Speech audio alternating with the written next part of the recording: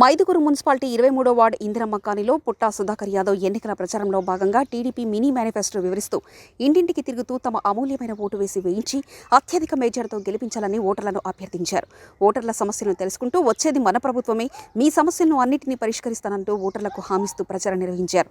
ఇందిరమ్మ కాలనీలోని పుట్టా సుధాకర్ యాదవ్కు ప్రజల నుండి అనూహ్య స్పందన లభించింది. తమ ఓటు పుట్టా సుధాకర్ యాదవ్కు వేస్తామని, తమ సమస్యలు తీర్చాలని ఓటర్లు ఆయనను అభ్యర్థించారు. స్థానిక టీడీపీ నాయకులు తెలుగుదేశం పార్టీ ప్రవేశపెట్టిన పథకాలను వివరిస్తూ ప్రజలను చైతన్యం చేశారు. వికలాంగులు సైతం పుట్టా సుధాకర్ యాదవ్కు ఒక అవకాశం ఇవ్వాలని పూజలు నిర్వహించి ప్రజలను కోరారు. తెలుగుదేశం పార్టీ నాయకులు, కార్యకర్తలు ఒకరినొకరు కలుపుకొని ఏదైనా తప్పప్పులు జరిగినా వాటిని భరించి వచ్చే ఎన్నికల్లో ఎమ్మెల్యేగా గెలిచేందుకు శాయశక్తుల కృషి చేయాలని నాయకులకు, ప్రజలకు వివరించారు. ఈ సమయం చాలా విలువైందని, భేదాభిప్రాయాలు లేకుండా 20 రోజులు కష్టపడి గెలుపుకు కృషి చేయాలని కోరారు. కష్టపడిన ప్రతి ఒక్కరిని గుర్తించి వారికి తగిన న్యాయం చేస్తానని హామీ ఇచ్చారు. ఇందిరమ్మ కాలనీ ప్రజలలో అనూహ్య స్పందన వచ్చిందని, కాలనీ వాసులు 4 సమస్యలు అడిగారు. దేవస్థానం, శ్మశానం, విద్యుత్ సమస్య, రోడ్లు అడిగారని వాటిని తప్పక నెరవేరుస్తారని ప్రజలకు హామీ ఇచ్చారు. టీడీపీ నాయకులు, కార్యకర్తలు ప్రతి ఒక్కరూ అవకాశం ఉన్న ప్రతి చోట్ల ఓట్లు వచ్చేలా కృషి చేయాలని విజ్ఞప్తి చేశారు.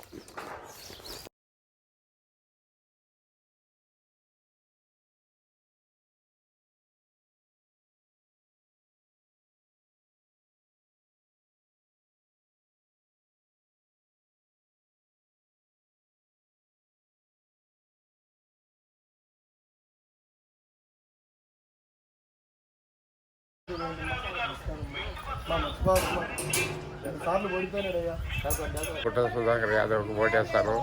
మా భార్య భర్తలు ఇద్దరము. మాకు ఈ స్తంభాలు తీసేసి రోడ్డు వేయాలి. మీకు వచ్చేటువంటి పథకాలన్నీ కూడా కేవలం ఆ సచివాలయానికి వెళ్ళాలి, ఈ వాలంటీర్ చెప్పాలి, అలా కాకుండా మీకు ఒక కార్డు ఇస్తారు.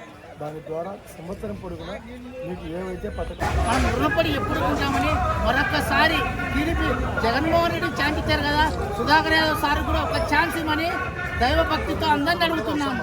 దివ్యాంగుల తరఫున చేసిన 5 సంవత్సరాలు చేసిన ఫలితం వేస్ట్ అవుతుంది. ఏది చిన్న పొరపాటు ఎవరు కానీ అవమానాలు పన్నే పర్వాలేదు.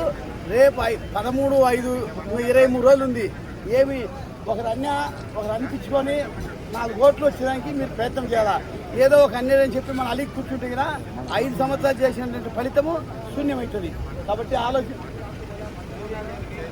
కాబట్టి మీరందరూ ఆలోచించుకొని ఎవరే కానీ అలిగేదనేది ఉండకూడదు. ప్రతి ఒక్క వ్యక్తి, ఎందుకంటే ఇప్పుడు ఒకరిని సమన్వయపరిచే టైం కూడా ఉండదు, మీరే సమన్వయపరచుకోవాలా.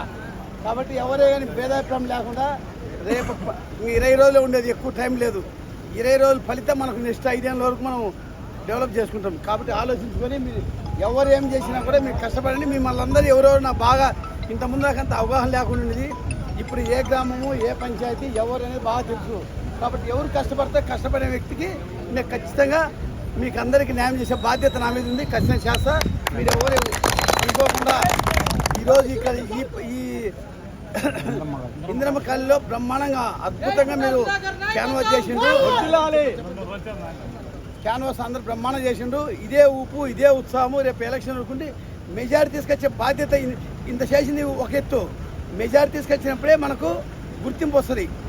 ఇక రెండు హామీలు అడిగారు, ఒకటి దేవస్థానం, ఒక శ్మశానం. ఈ 2 ఖచ్చితంగా చేసే బాధ్యత నాది. కరెంటు ముఖ్యంగా కరెంటు 3 ఇష్యూస్ ఉన్నాయి, ప్లస్ రోడ్లు ఉన్నాయి. రోడ్లు అనేది కామన్ చేపిస్తా. కరెంటు, దేవస్థానము, శ్మశానం, ఈ 3 శాశ్వతంగా పరిష్కరించే బాధ్యత నాది. మీరందరూ ఇంకా మసీదు ఉంది, మసీదులో కొంచెం మన్ను తోలాలా, ఆ మన్ను తోలడానికి దానికి నేను చేస్తా. ఇవన్నీ నెరవేరాలంటే మనం అధికారం రావాలి. అధికారం రాకుండా ఏం చేయలేము. ఈ 20 రోజులు మీరు కష్టపడితే మనకు అధికారం ఖచ్చితంగా వస్తుంది. కాబట్టి మీరందరూ కష్టపడాల్సిందిగా మిమ్మల్ని 20 రోజులు ఉంది, ఎక్కువ టైం కూడా లేదు. కాబట్టి ప్రతి ఓటును ప్రతి ఒక్కరికి ఎక్కడెక్కడ మీ బంధుత్వము, ఎక్కడెక్కడ అవకాశం ఉన్న చోటంతా ప్రతి ఓటును మనము వేయించుకునే బాధ్యత మీరు తీసుకోవాల్సిందిగా మిమ్మల్ని కోరుకుంటూ సెలవు తీసుకుంటాం.